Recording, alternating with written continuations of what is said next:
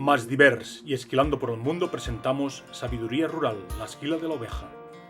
Durante siglos, la lana fue uno de los pilares económicos y sociales de España. Desde la Edad Media, el ovino marcó el paisaje, las rutas y la vida de amplias regiones del país. La transhumancia creó una red de caminos, las cañadas reales, por las que se movían millones de ovejas. Hablar de lana en España es hablar de historia, de paisaje, de cultura rural y de un conocimiento transmitido durante generaciones. Alberto comparte con nosotros partes de esta sabiduría. Alberto es uno de los pocos esquiladores españoles que conserva aún la profesión con pasión. Su padre y su tío abuelo esquilaron miles de ovejas por toda España y en el sur de Francia. Él continúa esquilando en Cataluña y Aragón cada primavera. ¿Nos explicas el origen de la... El origen viene de mis bisabuelos. Y ya se dedicó mi tío abuelo, se dedicó mi padre y luego me dediqué yo.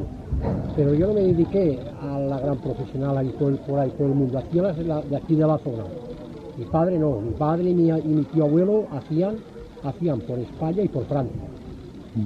Primero hacían por abajo por el sur, hacían por abajo por Cádiz, todo eso iban subiendo, iban a Canarias y de Canarias pasaban a Mallorca.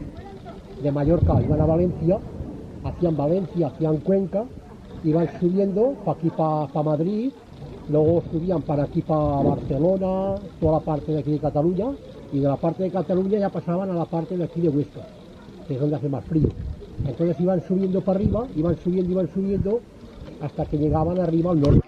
Hacían Navarra, luego se iban para arriba para Asturias, después de Asturias pues igual se iban a Galicia, hacían Galicia, y así se tiraban los 3 o 4 meses de campaña que se hacían. Y cuando acababa aquí la campaña, pues pillaban algo de la parte de Francia. Y entonces acababan allí, ya venían para aquí y se dedicaban a otro trabajo. Por ejemplo, unos se dedicaban a la albañilería, otros se dedicaban a la poda, otros se dedicaban al campo a labrar, pues era una forma de vivir que tenían ellos antes así. ¿Y de qué años estamos hablando? Pues estamos hablando pues del año 1940, 1950.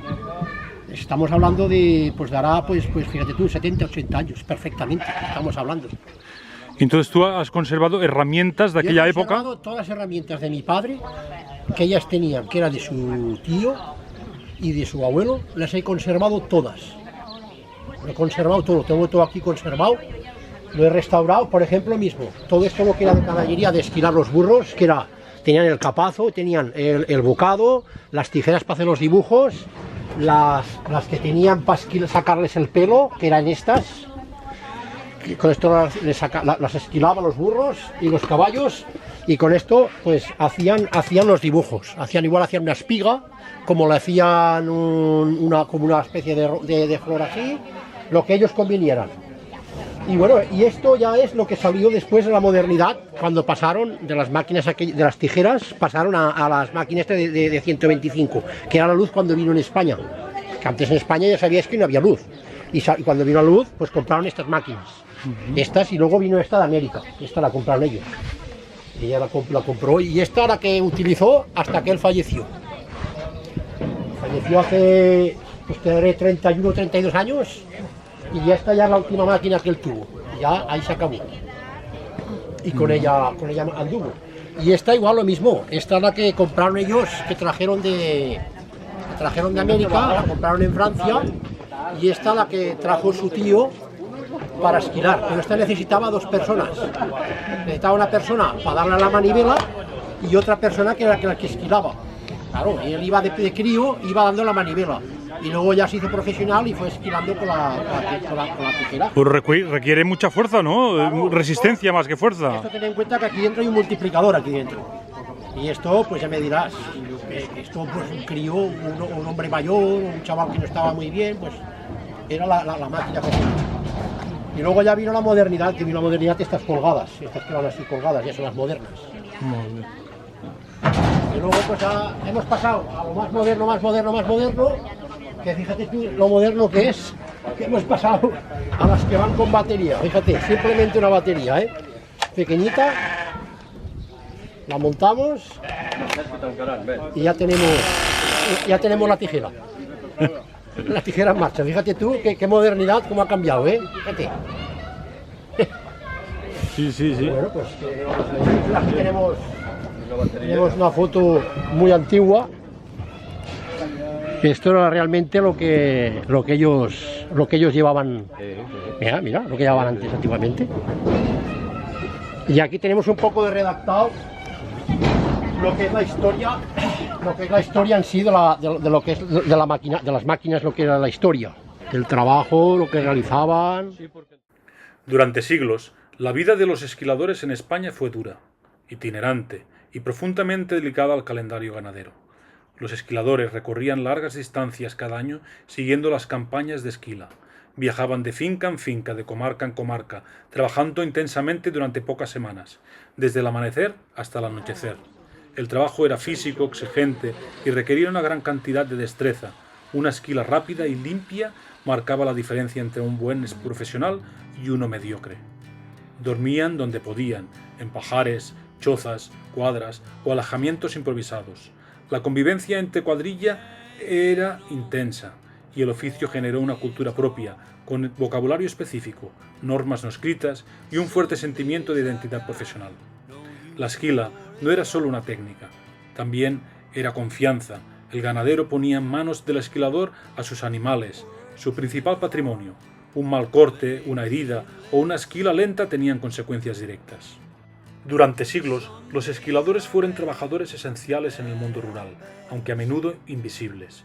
En los grandes centros laneros de España su labor estaba tan organizada que incluso dependía de instituciones como el honrado Consejo de la Mesta, que regulaba tiempos, rutas y derechos ligados al ovino. Con el paso del tiempo, la mecanización y los cambios en el valor de la lana redujeron el número de esquiladores. Hoy quedan menos, pero su conocimiento sigue siendo imprescindible. La esquila moderna combina tradición y técnica y continúa siendo un oficio que exige respeto por el animal, precisión y experiencia. Hablar de esquiladores es hablar de personas que sostuvieron con su trabajo silencioso una parte fundamental de la historia rural de España.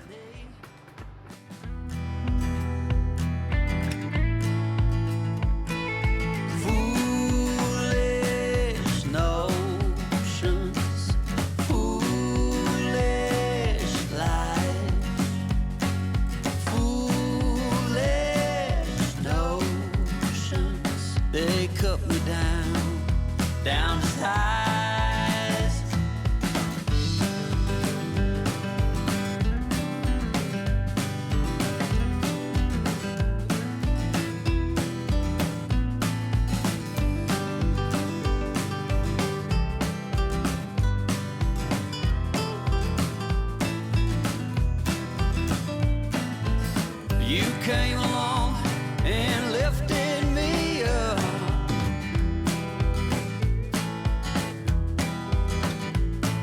The going got tough, but the tough got some luck.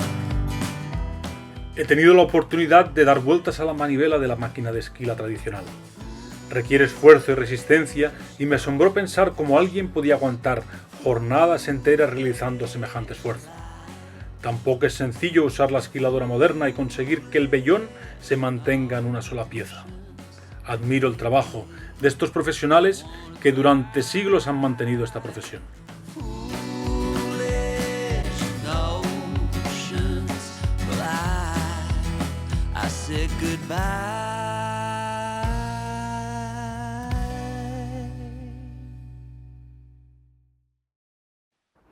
La esquila no es solo cortar lana.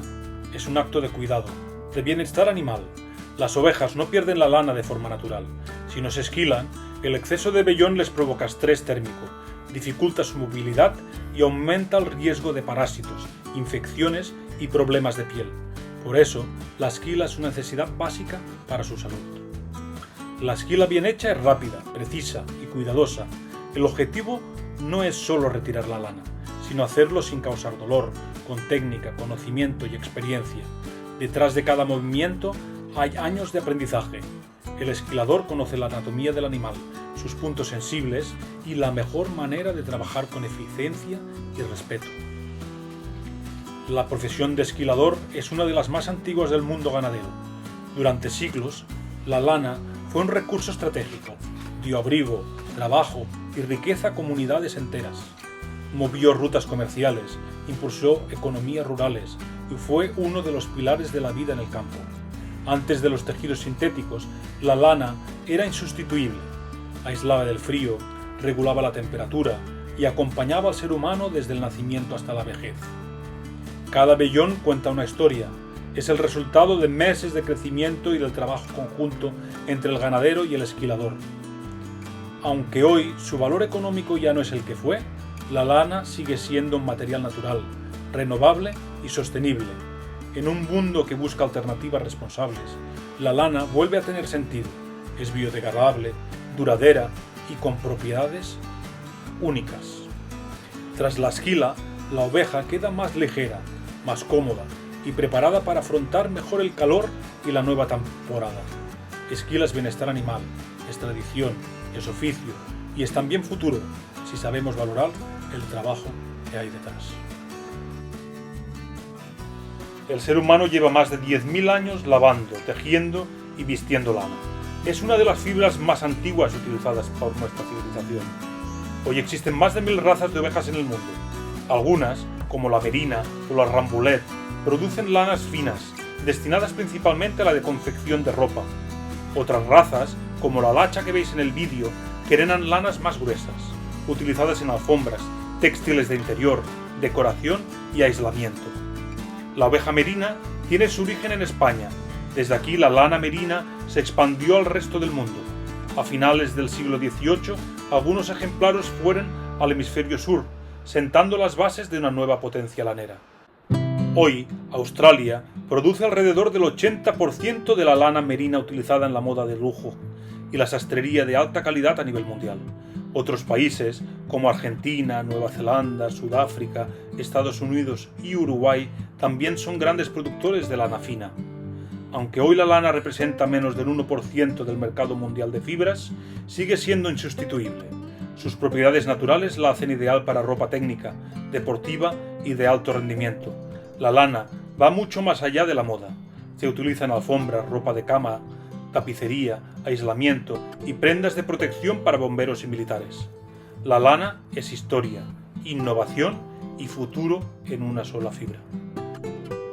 La oveja lacha que veis en el vídeo es una raza autóctona del norte de España, especialmente del País Vasco y Navarra.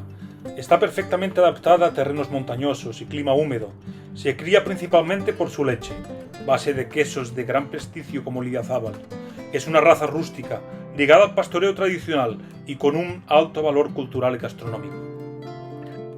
La lana de la oveja lacha es larga, gruesa y rústica, con fibra abierta y poco rizada. Tradicionalmente no se ha destinado a la industria textil fina, sino a usos prácticos y locales, como mantas, colchones o aislamiento. Hoy se revaloriza como un material natural, sostenible y ligado al territorio, reflejo del carácter resistente de la raza. El vellón es el conjunto de lana que se obtiene al esquilar una oveja en una sola pieza.